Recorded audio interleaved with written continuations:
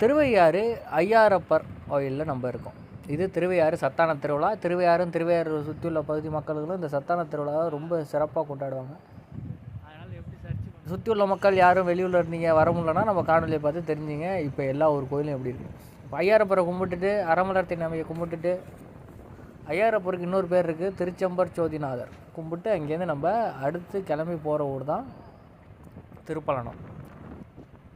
போகிற வழியில் tea, biscuit, சாப்பாடு அப்படின்னு எந்த பட்சமே இருக்காது. மக்கள் கூட்டம் பாருங்கள் எவ்வளோ கூட்டம்னு. வருஷம் வருஷம் கூட்டம் அதிகமாக தான் இருக்கும், குறையாது. அப்படி நம்ம திருப்பலனம் போய்கிட்டே இருக்கோம். பாருங்கள் எவ்வளோ மக்கள் இருக்குன்னு. நம்ம திருவையாறுலேருந்து கிளம்பி திருப்பலனம் போகிற வழியிலேயே பார்த்திங்கன்னா ஐயாரப்பர் பல்லாக்க பார்த்துட்டோம். ஐயாரப்பர் பல்லாக்கு விடிய காலம் 4 மணி 5 மணிக்கே கோபுர தரிசனம் முடிச்சுட்டு ஐயாரப்பர் பல்லாக்கு அங்கேருந்து கிளம்பிடும். திருப்பலனம் போகிறது வழிக்குள்ளேயே ஐயாரப்பரை கும்பிட்டுட்டு பல்லாக்கையும் பார்த்துட்டு அங்கேருந்து நம்ம திருப்பலனம் ஆபத் சகாயேஸ்வரர் கோயிலுக்கு வந்துட்டோம். ஆபத் சகாயேஸ்வரர் பெரிய நாயகி இருக்கிற இந்த கோயிலில் ஏதோ வேலை நடந்துகிட்டு இருக்கு போல், சாரம் கட்டியிருந்தாங்க. ஆனால் கூட்டம் உள்ளே போகிறதுக்கு அவ்வளோ கூட்டமாக இருந்துச்சு. உள்ளே நம்ம போயிட்டு வர்றதுக்கே ஒரு 20 நிமிஷத்துக்கு மேலே ஆகிடுச்சு. அப்படியும் போய் அவரை கும்பிட்டுட்டு வந்துட்டோம். வந்தோடனே பக்கத்தில் இலிங்கத்துக்கும் நந்திக்கும் நல்ல வெள்வேலையை போட்டு அப்படி போத்திருந்தாங்க. பார்க்கவே நல்லா இருந்தது. நான் அந்த இடமும் நல்லா குழுகுலுன்னு இருந்துச்சு. நம்மளும் அங்கே கொஞ்சம் நேரம் உட்காந்துருந்துட்டு பக்கத்தில் உள்ள பெரிய நாயகி அம்மாவை கும்பிட்டுட்டு அங்கேருந்து கிளம்பி வெளில போனப்போ திருப்பலனம் பல்லாக்கை பார்த்து கும்பிட்டுட்டு இப்போ திருப்பலனத்துலேருந்து அடுத்து நம்ம எங்கே போவோம்னா திருச்சோட்டுத்துறை போவோம். திருச்சோட்டுத்துறை போகிறதுக்கு இங்கே 2 ஆறு தான். இந்த 2 ஆறை கடந்தோம்னாலே அடுத்து திருச்சோட்டுத்துறை தான். பாருங்கள் ஆற்று மணலில் வெயிலில் நல்லா பொடி சுடுன்னு என்னென்னா சருவள்ளி கொட்டியிருப்பாங்க எல்லா மக்களும். ஏன்னா நிறைய பேர் வெறுங்காலோட நடப்பாங்க. அதனால் சுடக்கூடாதுன்னு சருவள்ளி கூட்டியிருப்பாங்க. நம்ம 2 வீலரில் வந்ததுனால வேறு பாதை வழியாக வந்தோம். கண்டியூர் வந்தோம். கண்டியூரில் பார்த்திங்கன்னா ரோஸ் மில்க்கு, சப்ஜாவதை, தர்பூசணிலாம் போட்டு கொடுத்தாங்க. இப்படி வருஷம் விதவிதமாக நிறைய கொடுப்பாங்க. நீர்மோர், பானகம், சாப்பாடு இதெல்லாம் குறைவே இல்லாமல் இருக்கும். அதை ரோஸ் மில்லை குடிச்சிட்டு நம்ம அங்கேருந்து கிளம்பிட்டோம். நம்ம எந்த வழியாக போகிறோம்னா நம்ம வீரசிங்கப்பட்ட மாரியம்மன் கோயில். இது வீரசிங்கப்பட்ட மாரியம்மன் கோயில் வழியாக திருச்செடுத்துட போகிறோம். பாருங்கள் எவ்வளோ கூட்டம் இருக்கணும்.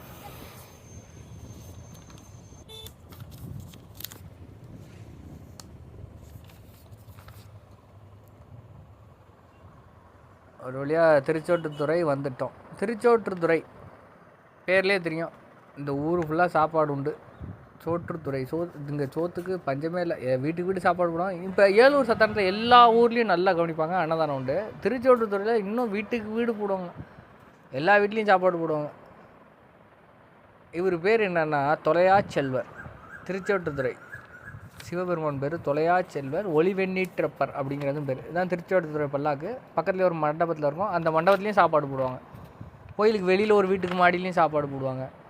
சுற்றி வந்தோம்னு வச்சிங்கன்னா பாருங்கள் எல்லாம் தொலையா செல்வரை பார்க்க முடியாதவங்க, வர முடியாதவங்க தொலையா செல்வரை பார்த்து வணங்கிங்க. இந்த பக்கம் வந்தீங்கன்னா அங்கே பிரிஞ்சி சாதம், குருமா, சக்கரை பொங்கல்லாம் கொடுத்தாங்க. அதெல்லாம் சாப்பிட்டுட்டு அப்படியே வந்தோம்னா ஒரு 124 வருடம் பழமையான மடம் இருக்கும். வடை பாயசம் நாங்கள் அங்கே தான் சாப்பிடுவோம் வழக்கமாக.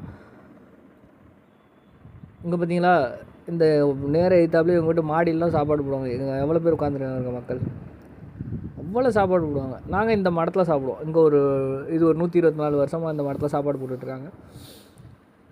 வடை பாயசத்தோடு இங்கே வந்து சாப்பிட்டுட்டு பக்கத்தில் இருந்த கோயிலில் கொஞ்சம் நேரம் ஓய்வு எடுத்துகிட்டு அடுத்து நம்ம திருவேதுகுடி கோயிலுக்கு கிளம்புறோம். யாரெல்லாம் சத்தானத்துக்கு வந்தீங்க, இந்த வருஷம் சத்தானம் எப்படி இருந்துச்சு, இந்த வருஷம் எவ்வளோ மக்கள்கள் திரண்டிருப்பாங்கன்னு நினைக்கிறீங்க அப்படிங்கிறத கமெண்ட்டில் சொல்லுங்கள். வர முடியாதவங்க இதில் உள்ள பல்லாக்கில் உள்ள சிவபெருமானெலாம் பார்த்து கும்பிட்டுக்குங்க. இந்த வருஷமும் சிறப்பாக தான் இருந்தது. ரோட்டில் மக்கள் நடக்கிறது சுடுன்னு வயலுக்கு பாய்ச்சிற தண்ணியை அந்த திருச்சோட்டுத்துறையிலேருந்து கிளம்பி திருவேதுகுடி போகிற பாதையில் தண்ணியை ரோட்டில் விட்டுருப்பாங்க, மக்களுக்கு கால் சுடக்கூடாது. இது வீரசிங்கப்பேட்டை. எவ்வளோ மக்கள் போகிறாங்க பாருங்க. எல்லாம் இப்போ திருவேதுகுடி நோக்கி எல்லா மக்களும் போயிட்டுருக்காங்க.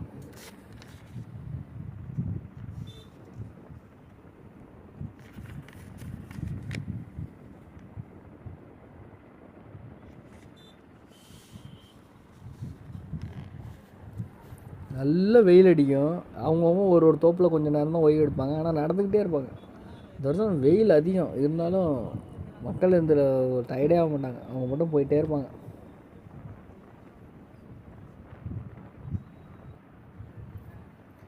நம்ம வந்துட்டோம். இப்போ திருவேதிக்குடிக்கு வந்துட்டோம். வேதபுரீஸ்வரர் கோயிலுக்கு வந்துட்டோம். பாருங்கள், வேதபுரீஸ்வரர் பல்லாக்கு. யாரெல்லாம் வர முடியலையோ பல்லாக்கை கும்பிட்டுங்க.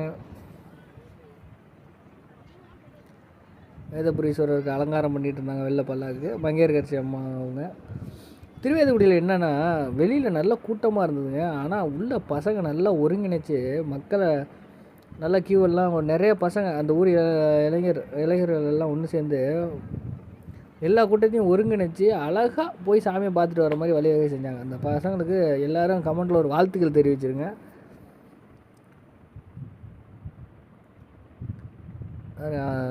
திருவேதிக்குடியை உள்ள வேதபுரீஸ்வரரை கும்பிட்டுட்டு சுற்றி வந்து கோயில் பின்னாடி இருக்கிற அர்த்தநாதீஸ்வரரையும் கும்பிட்டோம்.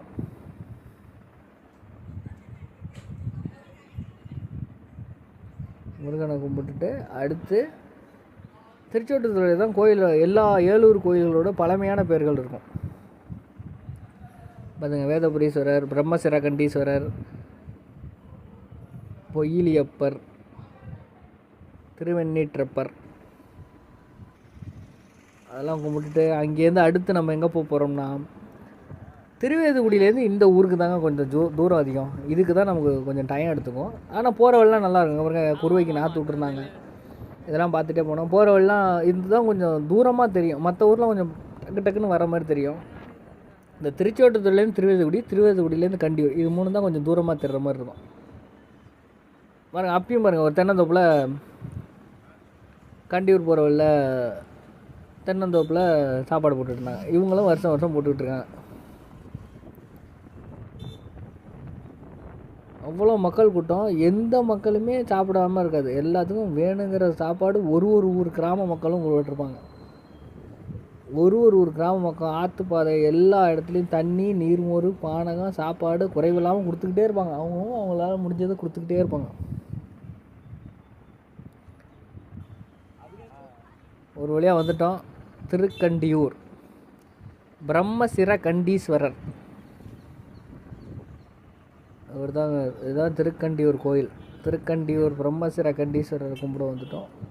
இங்கேயும் பார்த்தீங்கன்னா கோயிலுக்குள்ளே பல வருஷமாக உள்ள இந்த பிரிஞ்சி சாதம் கொடுத்துக்கிட்டே இருக்காங்க. இங்கேயும் அவ்வளோ மக்கள் நின்று அந்த பிரிஞ்சி சாதத்தை வாங்கி சாப்பிட்டுட்ருக்கோம்.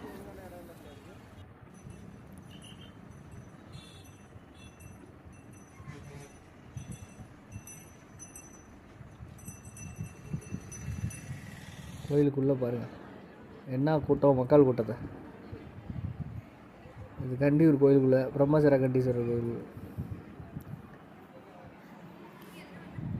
அவரை கும்பிட்டுட்டு வெளியில் பல்லாக்கு இருந்தது. பல்லாக்கில் அலங்காரம் பண்ணிகிட்டு இருந்தாங்க. எல்லாம் ஒவ்வொரு பல்லாக்கையும் பிரம்மாண்டமாக அலங்காரம் பண்ணியிருப்பாங்க வருஷம் வருஷம்.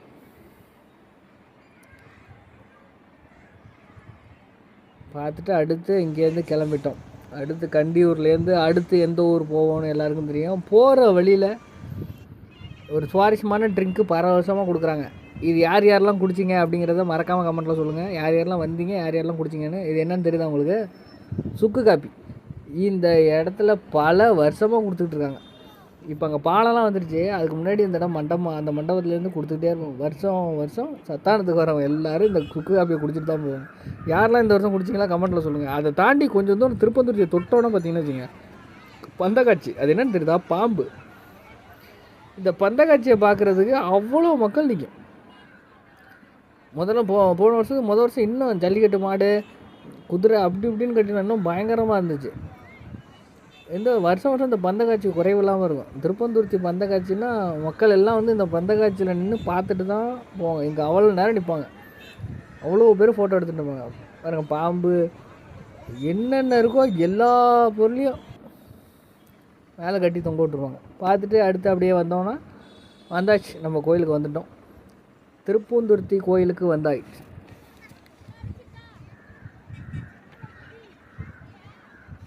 பொய்யிலியப்பர், திருப்பூந்துருத்தி பொய்யிலியப்பர் கோயிலுக்கு வந்துருக்கோம். இங்கே நந்தி நவுந்து இருப்பார். எல்லா கோயிலையும் சிவபெருமானுக்கு நேராக நந்தி இருக்கும். திருப்பூந்துருத்தியில் மட்டும் நவுந்திருக்கும். புட்பவன ஈஸ்வரர் அப்படின்னு சொல்லுவாங்க அவரை. பொய்யிலி அப்பரும் இவர் பேர் தான். திருப்பந்துருத்தி பொருளாக்குது. திருப்பந்துருத்திலேருந்து கும்பிட்டுட்டு அடுத்து நம்ம இங்கேயும் பல்லாக்கை வந்து அலங்காரம் பண்ணிகிட்டு இருந்தாங்க. அடுத்து நம்ம கிளம்பி வந்த இடம் தான் இதுதான் 7வது ஊர், கடைசி ஊர். இது எந்த ஊர்னு தெரியுதா உங்களுக்கு?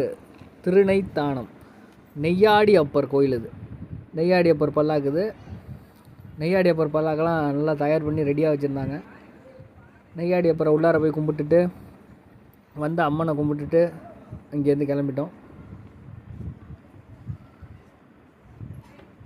பல்லாக்கெல்லாம் நல்லா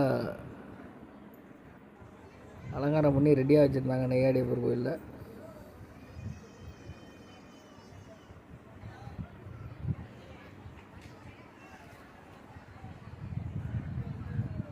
எல்லா ஊர் பல்லாக்கும் அங்கே திலஸ்தானம் ஆற்றுக்கு வந்துடும். ஆற்றுக்கு வந்து இவங்க வந்து என்ன பண்ணுவாங்கன்னா வான வெடிக்கை விட்டு அதுக்கப்புறம் மறுநாள் கிளம்பி திருவையாறு போய் திருவையாறில் பொம்மை பூ போடுறதோட இந்த சத்தானம் நிறைவு போகும். இந்த ஒரு ஆற்றுல முதல்ல ஆற்றில் வான வெடிக்கை ஆடல் மாட்டெல்லாம் வச்சாங்க. இப்போது அந்தளவு இப்போ திலஸ்தானத்தையும் வைக்கிறதில்ல, இப்போ எல்லாம் குறைச்சிட்டாங்க. ஆனால் பாருங்கள், இந்த விளையாட்டு பொருட்கள் மக்கள்லாம் வந்து ஆற்றுல வந்து தங்கியிருக்கும். தங்கி இருந்துட்டு மறுநாள் காலைல எல்லா பல்லாக்கோட திருவையாறு வரும்.